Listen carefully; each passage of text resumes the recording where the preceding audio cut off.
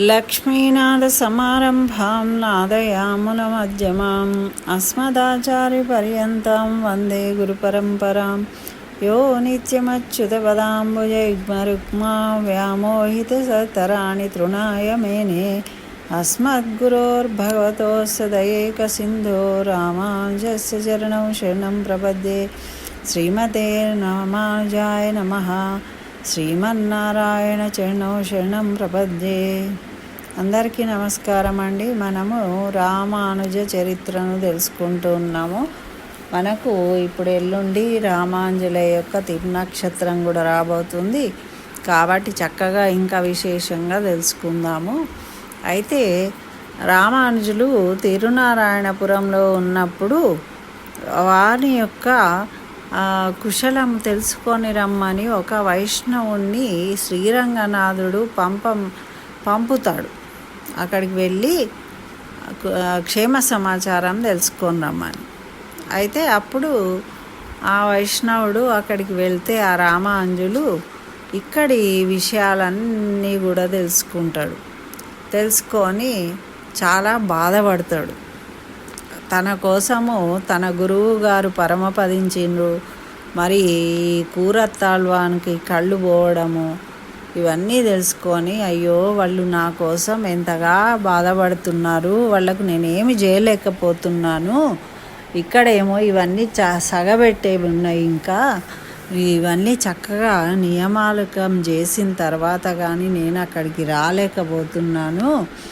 అయితే ఇక్కడ ఇవన్నీ చక్కదిద్ది నేను ఇక్కడ వీళ్ళకి అప్పగించేసి వస్తాను అని తెలియజేయమని చెప్తాడనమాట.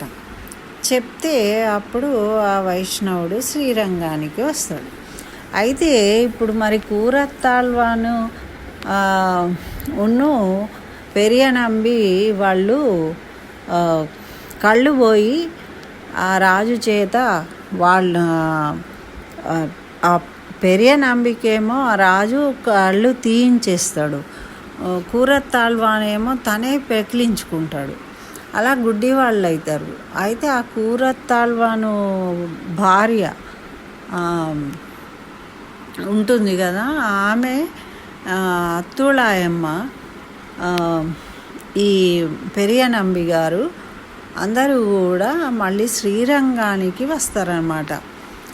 వచ్చే దారిలోనే పెరియనంబి గారు అస్వస్థతకు గురి అయిపోయి శ్రీరంగం వెళ్ళినాకనే పరమపదించాలని కోరుకున్నప్పటికీ తనకు అప్పుడు ఆ శక్తి లేక ఎక్కడ ఉంటే అక్కడే అదే శ్రీరంగము అని అక్కడ దారిలోనే వారు పరమపదిస్తారు.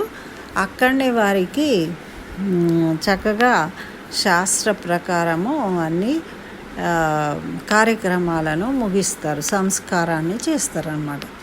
అయిపోయిన తర్వాత కూరత్తాళ్వానేమో శ్రీరంగానికి చేరుకొని వాళ్ళ ఇంట్లోనే ఉంటూ ఉంటారనమాట.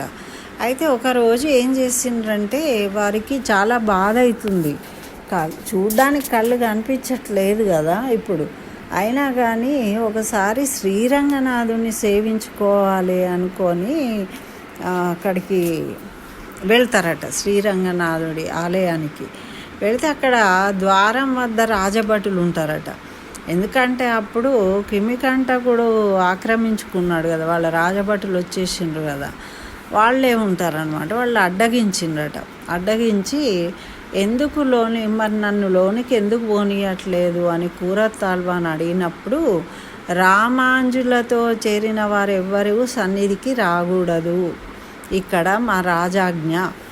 ఎందుకంటే రామాంజులు ఇక్కడ లేరు కదా, ఆయనకు సంబంధించిన వాళ్ళు ఎవరు కూడా ఇక్కడికి రాకూడదని మా రాజు నియమం చేసిండు అని చెప్తారనమాట.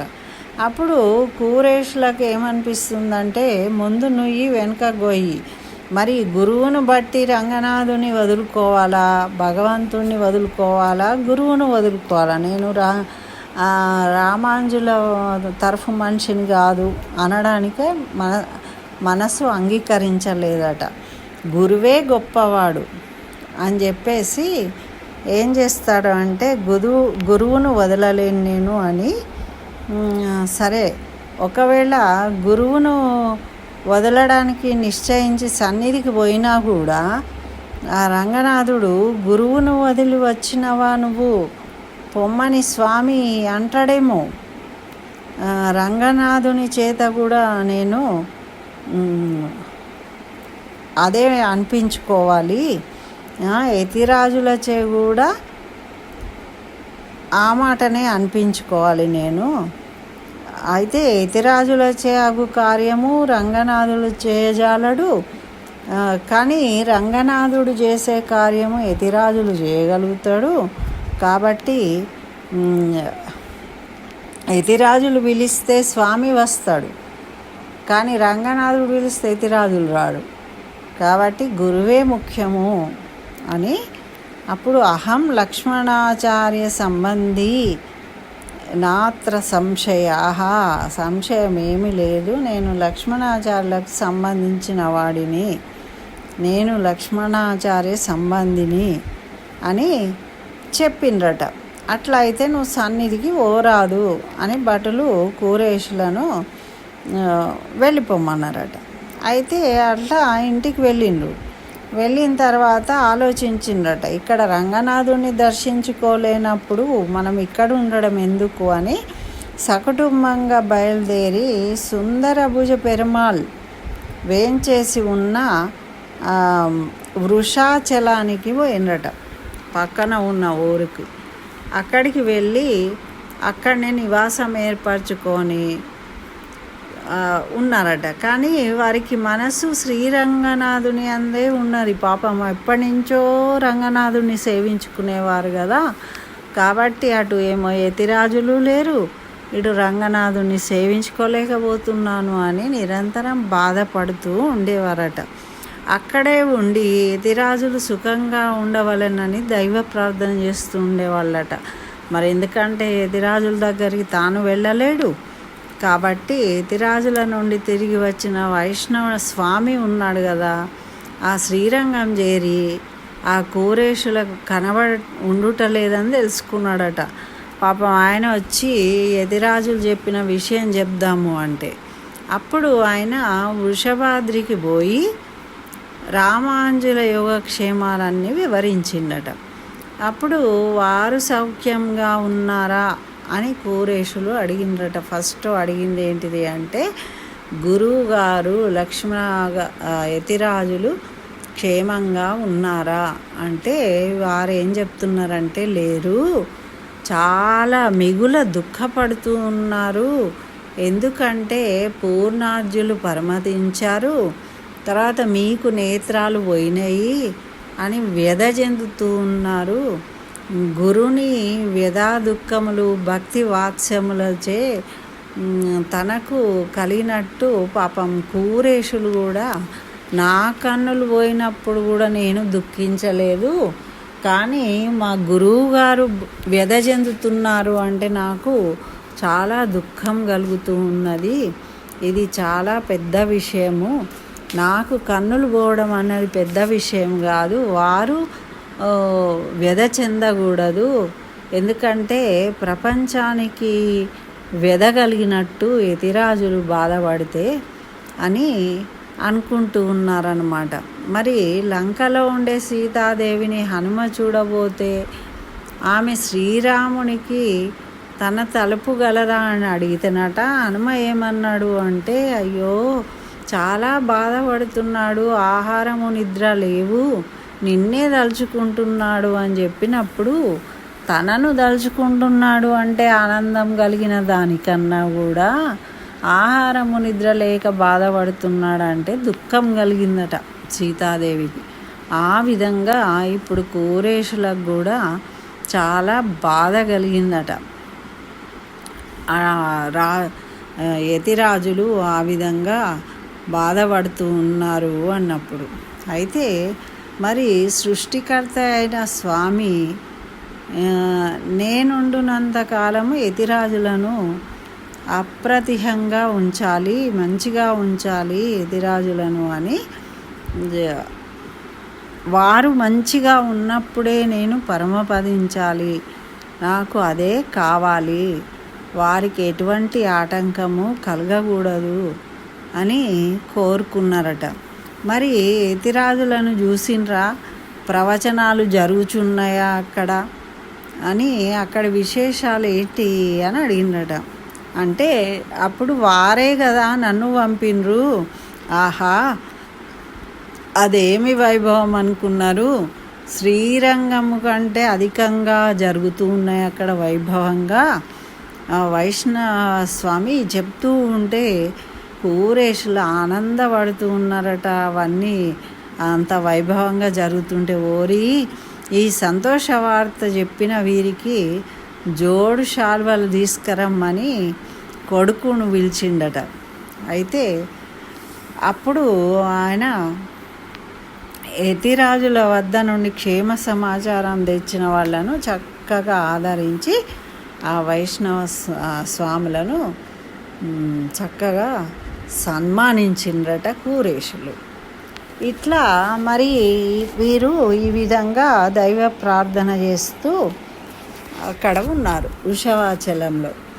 మరి ఈ క్రిమికంఠుడు ఉన్నాడు కదా, ఈ శ్రీరంగాన్ని భటులను పంపించిండు కదా. అయితే ఆ క్రిమికంఠుడు కూడా శ్రీరంగముగాక మిగిలిన చోళ దేశంలో ఉన్న వైష్ణవ క్షేత్రాలన్నీ నాశనం చేసిండట. ఇక ఒక శ్రీరంగం మిగిలింది. అయితే ఇక శ్రీరంగానికి కూడా పోయి దాన్ని కూడా నాశనం చేస్తా అని తలుచుకొని సైన్య సన్నద్ధుడైండట. అయితే ఆ శ్రీరంగ సమీప గ్రామానికి వచ్చిండు. కానీ వాని కంఠమున వ్రణములు లేచి బాధింపబడ్డదట. కంఠంలో ఒక పుండు ఏదో వచ్చి ఆయనకి ఇబ్బంది కలిగిందట. మరి మరునాడు శ్రీరంగం ప్రయాణం చెయ్యాలి. కానీ ఆ కాలంలో ఆ బాధ భరించలేకపోయిందట. మరి దుర్మార్గులు నవ్వుతూ సజ్జనులకు పీడ కల్పిస్తారు. చివరకు దుఃఖాన్ని అనుభవిస్తూ కొంచెం బుద్ధి గలవారు తమ దుఃఖానికి కారణం ఏంటిది అని ఆలోచించుకొని పశ్చాత్తాపడతారు.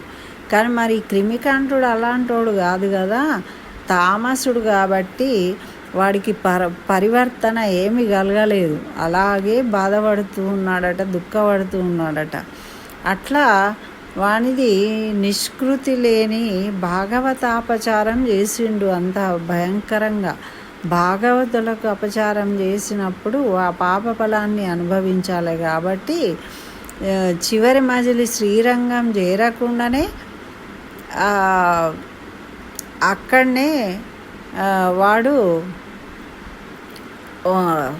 ఎక్కడ శ్రీరంగానికి వచ్చి దీన్ని నాశనం చేస్తాడో అని భయపడుతున్న వీళ్ళందరికీ వాడు శ్రీరంగం చేరకుండానే మరణించిండట. మరణించగానే అప్పుడు వాళ్ళందరికీ తెలిసిపోయింది ఇక క్రిమికంఠుడు మరణించాడు అని. అప్పటిదాకా వాడు ఎప్పుడు ఏ క్షణంలో వచ్చి మీద వాడి మమ్మల్ని హింసిస్తాడో అని అందరూ భయంగా ఉన్నారు కదా. వాళ్ళందరూ శ్రీరంగం ప్రజలు, వైష్ణవ స్వాములు అందరూ ఆనందపడ్డారట, తన్మయులైనరట. శ్రీరంగనాథుని మహిమను, యతిరాజుల ప్రభావాన్ని కీర్తించి ఆనందించిందట. అందరు స్వాములైతే వెంటనే వెళ్ళి లక్ష్మణాచార్యులకి వార్తను విన్నవించిండ్రట. తిరునారాయణపురం పోయి మరి విశిష్టాద్వైతాన్ని నాశనము చేయదలబెట్టిన పాపి పీడ తొలగింది అని వాళ్ళందరూ కూడా అనన్య శరణ్యుడు, శిష్టరక్షకుడు అయిన స్వామి కరుణించను. మరి ఇట్టి వార్త తెచ్చిన వీరికి ఏమి ఇవ్వాలి అని ఆ యతిరాజులు ఆనందంతో ఉద్విక్తుడయ్యాడట. ఆ శాలువలను కప్పాలా, ఇంత చిన్న కానుక ఇస్తే ఎట్లా, మీకు ఇంత మంచి విషయం తెప్పిను నాకు అని వాళ్ళను ఆలింగనం చేసుకొని కృతజ్ఞతలు తెలిపిండ్రట యతిరాజులు. ఇంత మంచి వార్తను తీసుకొచ్చిందని. మరి వైష్ణవ సిద్ధాంతానికి క్షేమం కలిగినట్టే కదా. ఇప్పుడు ఆ క్రిమికంఠుడు చేయడబట్టే కదా శ్రీరంగాన్ని వదిలి వెళ్ళిపోవాల్సి వచ్చింది రామాంజుడు. కాబట్టి అప్పుడు ఈ విధంగా శ్రీహరి నుండి సంతోష వార్త తెచ్చిన బ్రాహ్మణునికి ఏమి ఇవ్వాలి తోచక వీరు నమస్కారం చెప్పిండ్రట, నమస్కరించిండ్రట. నా వద్ద ఉన్నది ఒకటే రత్నము, అది మంత్రరత్నము. మీకు ఇదివరకే ఇచ్చేసిన నేను, ఉపదేశమై ఉన్నారు మీరు, అయినా మరలా ఉపదేశిస్తాను ఆ మంత్రరత్నాన్నే అని రామాంజులు ఆ మంత్రాన్ని మళ్ళొకసారి ఉపదేశించినట. మరి ఇది వేద తీర్థము, ఈ తీర్థం వద్ద మీరు జగత్ కళ్యాణ కారణమైన విషయాన్ని నాకు తెలియజేసిండ్రు కాబట్టి ఈ తీర్థానికి కళ్యాణ తీర్థము అని పేరు పెట్టిండ్రట. ఎందుకంటే లోక కంటకుడైన క్రిమికంటకుడు చనిపోయాడు, ఇక లేడు అనే మంచి వార్తను చెప్పినందుకు లోక కళ్యాణం జరిగినట్టు, అందుకని ఈ తీర్థానికి కళ్యాణ తీర్థము అని పిలువబడుతుంది అని తెలియజేసిందట. అప్పుడు ఇక యతిరాజులు మూలవర్లైన తిరునారాయణని ఉత్సవమూర్తి అయిన సంపత్ కుమార్ని దర్శించి, స్వామి నేను ఇక్కడికి వచ్చి 12 ఏళ్ళు అయింది, కాలం గడిచిపోతూ ఉన్నది, ఇక్కడ నిత్యోత్సవ వారోత్సవ పక్షోత్సవాలు యథావిధిగా జరుగుతున్నాయి, ఏ లోపం కూడా లేదు, నీ కైంకర్యానికి అన్ని ఏర్పాట్లు జరిపించినాను నేను, ఇక నాకు అనుజ్ఞ ఇస్తే నేను కూరత్తాళ్వాను వృషభగిరి యందు అంధుడై అల్లాడుతూ ఉన్నాడు అని ప్రార్థించిందట. అక్కడికి వెళ్తాను. అక్రూరుడు వచ్చి పిలవగానే శ్రీకృష్ణుడు మధురకు ప్రయాణము కాగా దుఃఖించిన గోపికలు ఉన్నారు కదా, వాళ్ళలాగా యతిరాజు మీరు ఇక్కడి నుండి వెళ్ళకండి, జలమును వదిలి మత్స్యములు జీవించగలవా, మీ కరుణాగంగ నుండి మమ్మలను వేరు చేయొద్దు అని ప్రార్థించిండ్రట వాళ్ళందరూ అక్కడి వాళ్ళు. ఇప్పుడు యతిరాజులు చెప్తూ ఉంటే వైభవం నడుస్తుంది, కానీ యతిరాజు లేకుంటే ఏముంటుంది, జలం లేని మత్స్యాల్లాగా ఉండాల్సి వస్తుంది. కృష్ణుడు వెళ్ళిపోయినప్పుడు గోపికల్లాగా వాళ్ళందరూ దుఃఖించారట. అప్పుడు మీకు శెల్వపిల్ల ఉన్నాడు, వాణిని సేవించుకోండి, తరించండి అని చెప్తే, మాకు మీరుగాక మరేమీ వద్దు, క్షీరమెంత శ్రేష్టమైనా కూడా మత్స్యములందు జీవించగలవా, ఎలా అడుగుతున్నారు చూడండి. క్షీరాలు మంచి అయితే చేపలు క్షీరాల్లో వేస్తే బతుకుతాయా, నీళ్ళలోనే బతుకుతాయి.